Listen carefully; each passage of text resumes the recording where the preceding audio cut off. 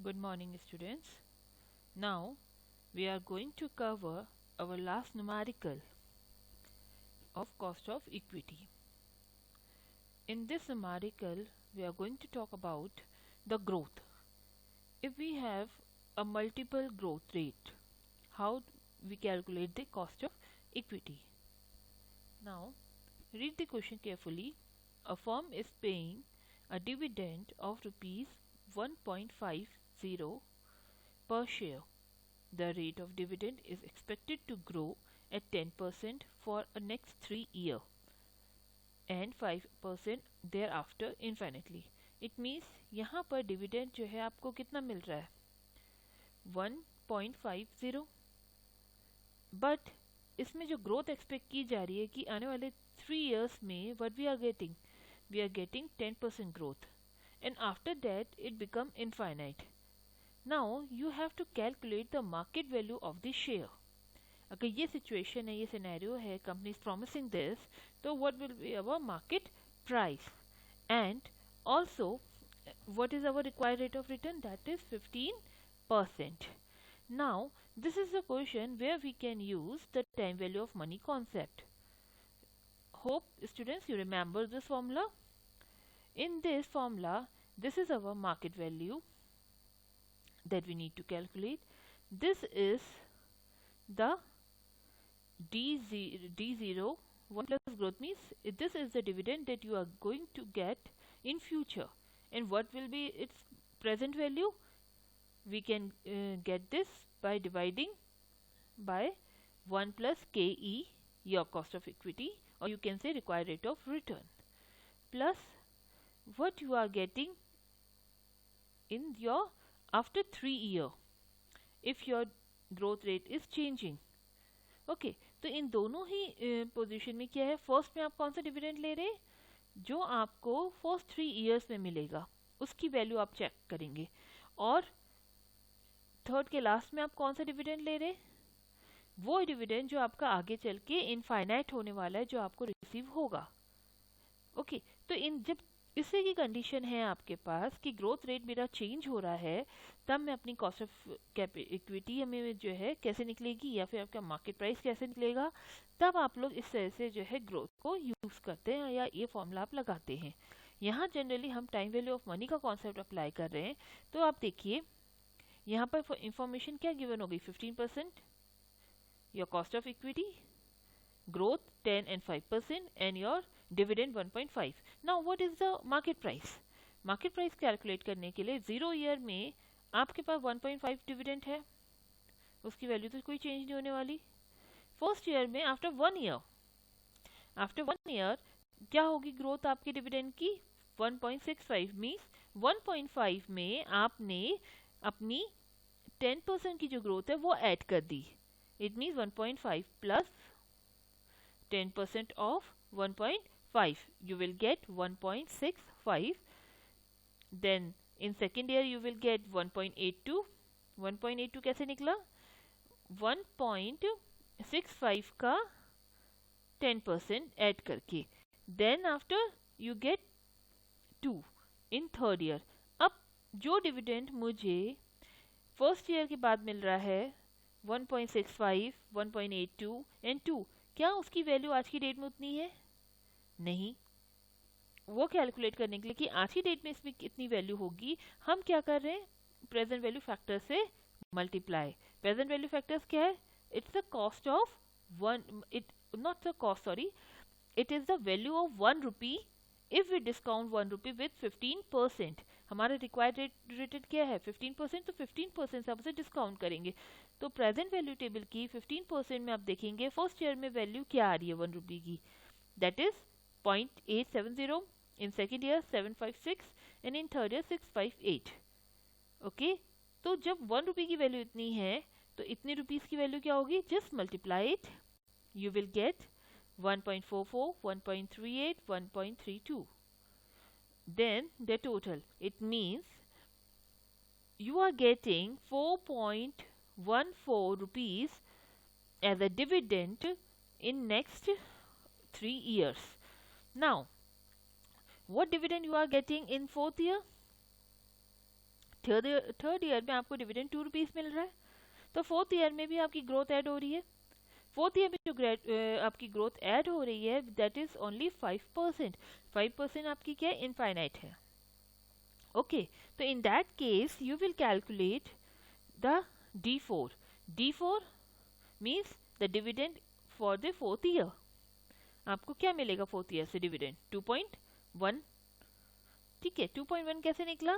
2 dividend, 2 rupees dividend plus the growth rate 1 plus 0.05, then you get 2.1। Then value of the firm कैसे निकलेगी उस समय? You will use this formula, infinite your constant growth 0.15 minus 0.05। okay, then after you will get 2.1 divided by 0.1, you get 21 rupees. It means the value of the firm at the end of the third year, at the end of the third year means क्योंकि हमें third year की and के बाद हमें जो dividend मिलेगा वो fourth year का मिलेगा। We are paying for the dividend which is we are going to receive at fourth year. That's why we are using D4 over here. Okay, at the end of the third year you get 21 rupees, or the market value of the share is 21 rupees. Now what is the present value of this 21 rupees? Again you need to calculate present value by multiplying the present value factor. Present value factor of 15% in the third year. Third year में आपकी उसकी value क्या होगी? 658.658। Remember this, third year में हमारी क्या value आ रही है 1 रुपी की? अगर हम 15% से डिस्काउंट कर रहे हैं 0.658। इट मीन्स जो हमें थर्ड ईयर में 21 rupees value of the firm मिलेगी उसकी आज की डेट में वैल्यू क्या है? Only ₹13.82। It means total value of the share आज की डेट में अगर हम देखेंगे एक्चुअल में उसकी जो इंट्रिंसिक वैल्यू है, जो रियल वैल्यू है शेयर की, वो क्या है? 17.96।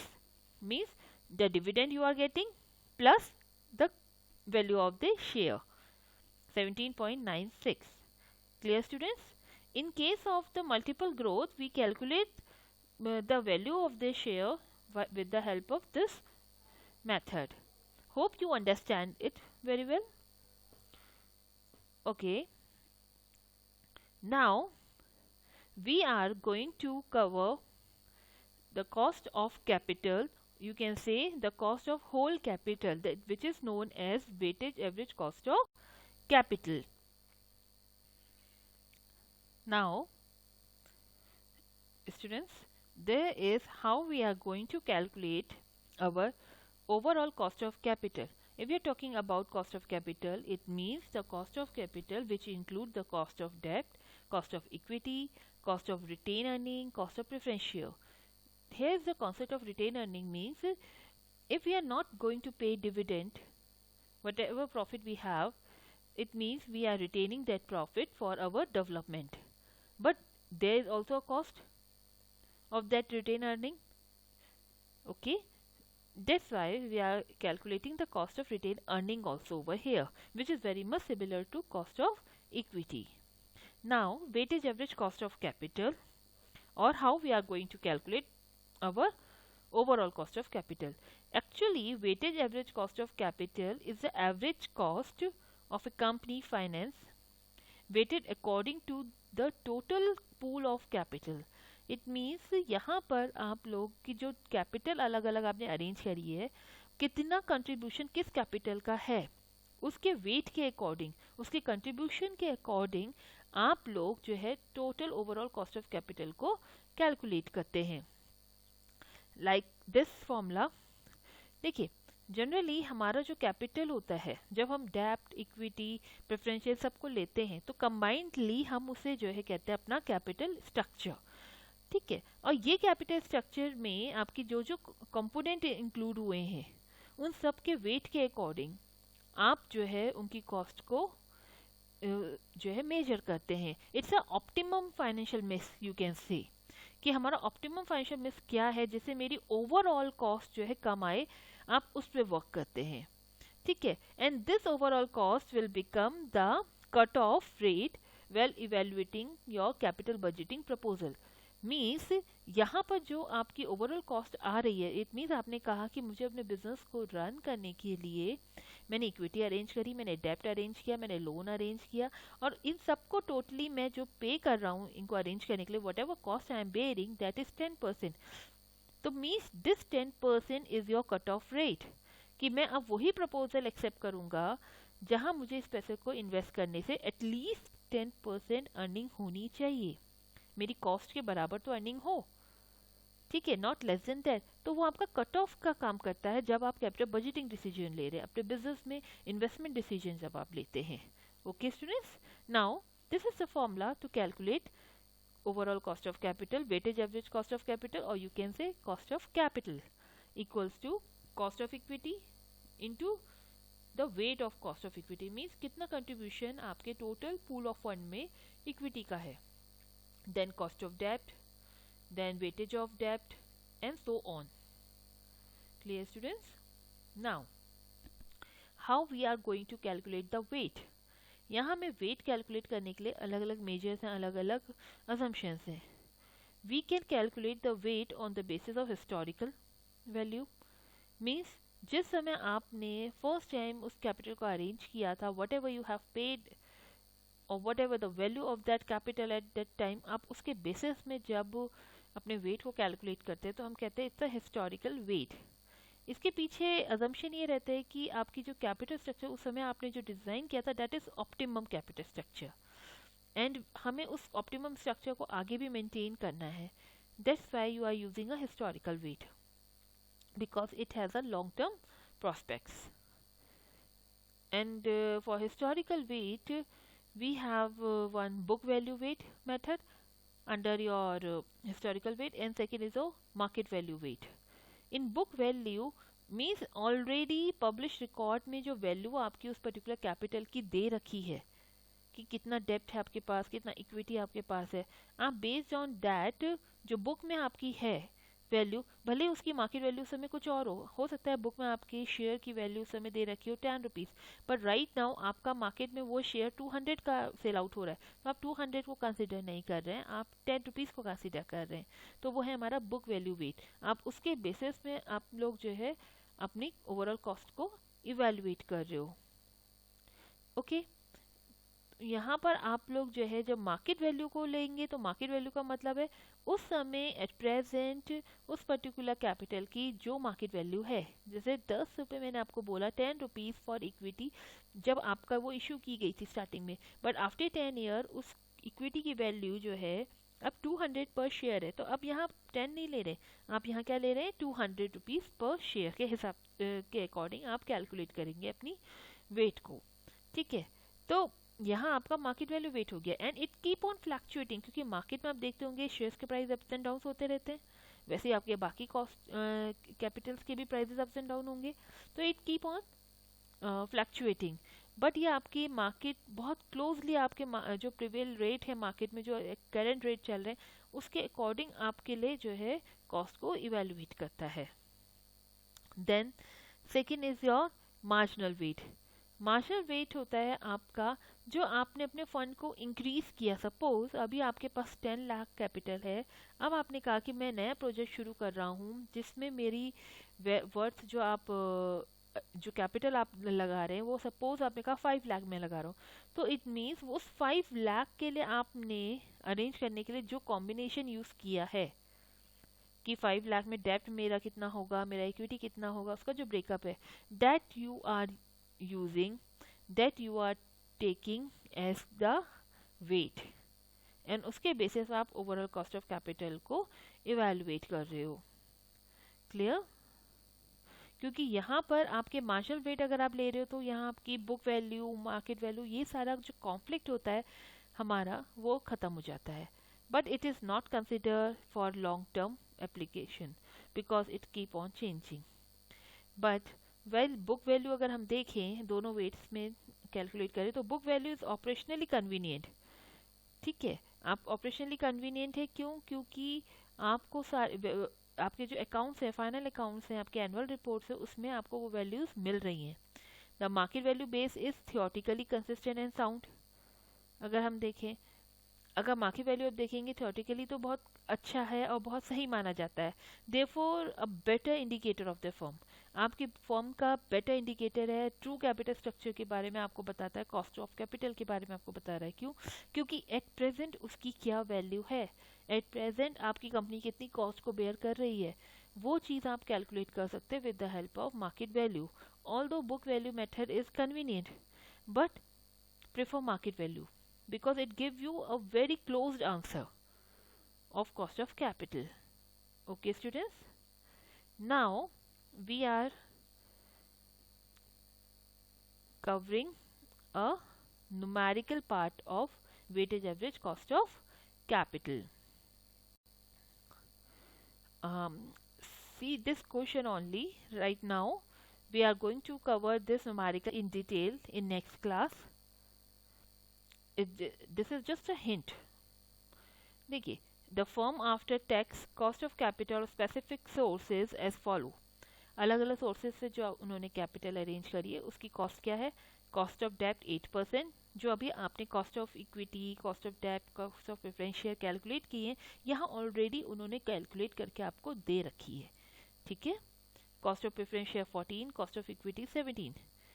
Okay, now following are the capital structure means ये 10 लाख जो कंपनी ने अरेंज किया अपनी कंपनी के लिए, वो उसने कैसे अरेंज करें? डेप्ट उसने 3 लाख लिया, प्रेफरेंस शेयर आपका 2 लाख लिया है, एंड इक्विटी कैपिटल उसने 5 लाख लिए।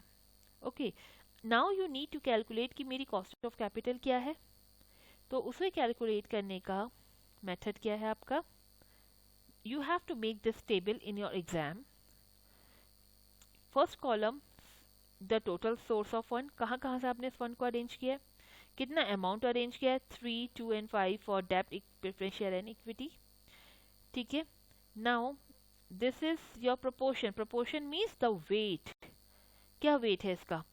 आप टोटल करके देखिए 10 आ रहा है, मीन्स आउट ऑफ 10 लाख, ये जो 10 लाख अरेंज किया है उसमें से डेप्ट का कंट्रीब्यूशन कितना है? ओनली 0.3। ओके, अब आपने इसे कैलकुलेट कैसे किया? Only 0.3, 3 lakh divided by 10,000। यहाँ पर कंट्रीब्यूशन प्रेफरेंस शेयर का कितना है? ओनली 2 लाख। कितने में? 10 लाख में। तो what is the proportion, what is the weight? 2 lakh divided by 10 lakh, it means it is 0.2 and same with equity 0.1, 0.5। अब आप देखेंगे जब आप इसका टोटल करेंगे प्रोपोर्शन का, इट विल ऑलवेज 1, और अगर आप इसे परसेंटेज में करेंगे तो इंटू 100 करेंगे, then it's total always come 100। Okay, then the cost, ये ऑलरेडी आपको गिवन है यहाँ पर। If it is not given you need to calculate. Cost of डेप्ट कितनी? डेप्ट की कॉस्ट है 8%, 14% for preference share and equity 17%। तो आपने क्या करना है? हमारा फॉर्मूला क्या था? Weight into respective cost. आपने वेट इनटू रिस्पेक्टिव कॉस्ट कर दिया।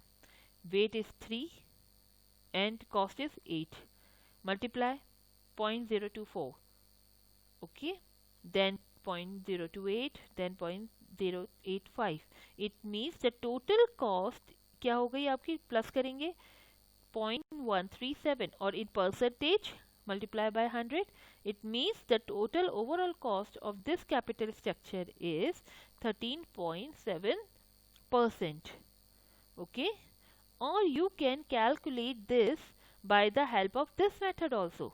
आप परसेंटेज में नहीं चाहते तो आप टोटल अमाउंट में कैलकुलेट कर सकते हैं। डेप्ट is 3, preference share is 2 and equity is 5 lakh, means 10 lakh rupees. Cost कितनी है? 8, 14 एंड 17%। टोटल कॉस्ट कितनी हो गई? मीन्स टोटल डेप्ट में आपने कितना पे करा है कॉस्ट?